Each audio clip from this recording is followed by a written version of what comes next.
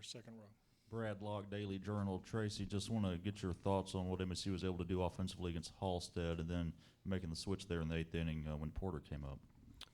I missed the first part of the question. I'm sorry. Sorry, just your thoughts on what MSU's hitters were able to do against Halstead tonight.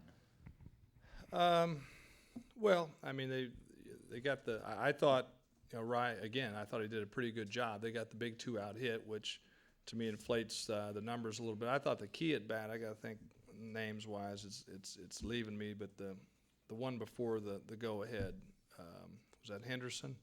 I thought Henderson's at bat was probably the best at bat of the night, both clubs, and I thought that was the key to them winning, because I thought Ryan was making some good pitches. They kept fighting him off, and then once they got the tying hit there, you got a little momentum going there. But again, I mean, if that ball's hit at somebody, no big deal. They just happened to fall tonight, so I'm not going to make more out of it than there is. I thought Ryan did his job.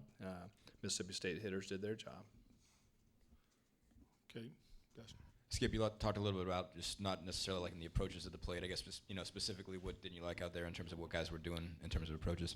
Well, it takes a little bit to get me riled up, and I was a little I was just a little upset about our lack of competitiveness in the batter's box, and that's taking absolutely nothing away from Gerardo. He's good. I mean, he's really good, but he's not Sandy Koufax, and we've got to do a better job of digging in there and just simply put balls in play, because it wasn't that we needed the 2-out base hit or the big double or something like that. We simply needed to put a baseball in play, and we did not do that. And we've done a pretty good job of that all year.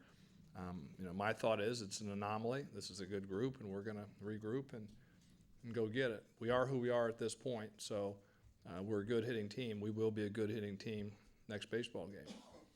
Okay, Matt. Tracy, Matt Stevens with the Commercial Dispatch. When you go lefty-lefty with Court against Porter, did it matter to you if they stick with Porter or they go to a right-handed bat? What was the thought there? Just your best arm at that point? Which spot in the game? When you go to Cordy versus Porter. Court, yeah. Yeah, I mean, we wanted the left-on-left matchup. I mean, that's the one thing. I guess if I had to, you don't want to get in the business of second-guessing yourself, but if you could take the one pitch back, clearly you wouldn't throw the 3-1 fastball and the double.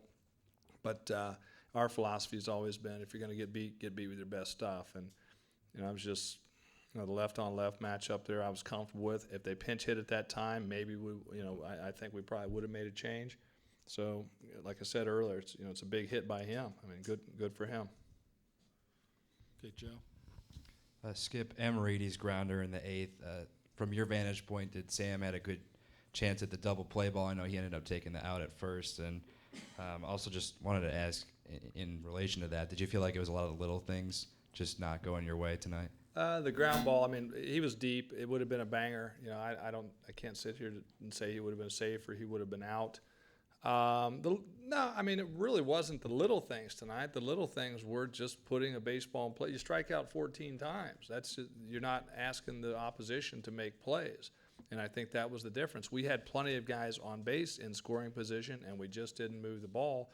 And as I said, if you allow a good team like that, it makes these guys have to throw, the pitchers have to throw pressure pitches late in the game when you really should be sitting with a 3, 4, 5 comfortable lead. So to me, it wasn't the little things, the bobble here or anything like that. It was just we didn't execute offensively in the batter's box tonight, and we lost. Michael.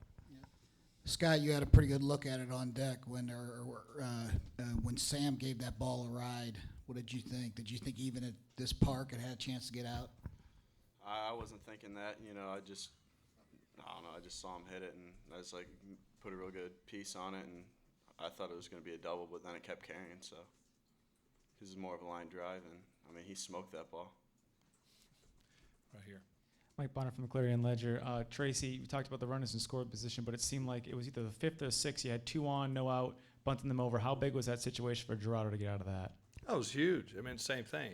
You get the guys over, and then you don't finish the deal. That seemed to be kind of the story of our middle innings there. And as I said, it's a credit to him, because I always say, you sit and you get on your guys. Well, it's not like they aren't trying to get your guys out either. So I think he really did an excellent job of executing his pitches, but we didn't do a real good job of making his job difficult. So, but yeah, that was a big momentum swing, I think.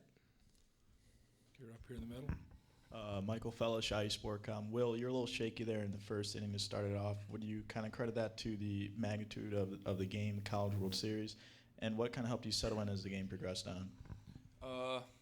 Yeah, I mean, I was a little nervous looking around. There's a ton of people there.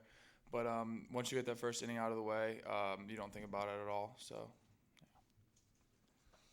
Okay, we'll have time for one more question. Who wants to shoot it? Okay. I think you We'll got see one you right- Wednesday. you got Oh, one I'm right sorry. there. I'm sorry again. Michael Hughes, IU Sportcom. Can you talk about the decision to bunt with Basil in that situation, runners on first and second, and why you didn't let him swing away? Remind me. My memory's terrible. There's runners on first and second, Oh. fifth or sixth. That someone asked about it earlier. I got just what was the question again? Can you talk about your thinking and having Basil bunt on that play instead of letting him swing away? I mean, I thought the guy was settling in my mind. If you know, I mean, I know how we hit against certain pitchers. In my mind, a run or two is important at that time because I think we had a 3-1 lead. I thought if we could get another run or possibly two, I felt pretty good about it with the pen that we have. So that's why I bunted with him. Okay, man, thank you. We'll see you Wednesday.